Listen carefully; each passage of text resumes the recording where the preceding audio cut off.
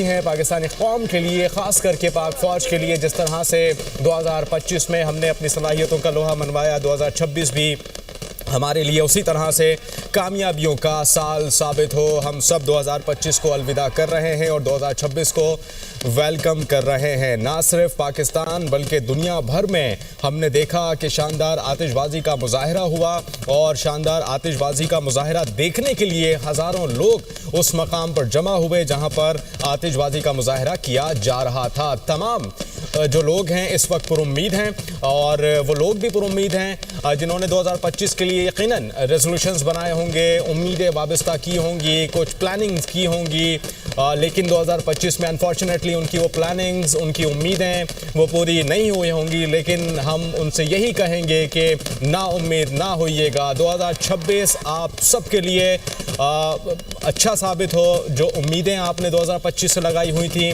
वो तमाम तर उम्मीदें आपकी 2026 में पूरी होंगी।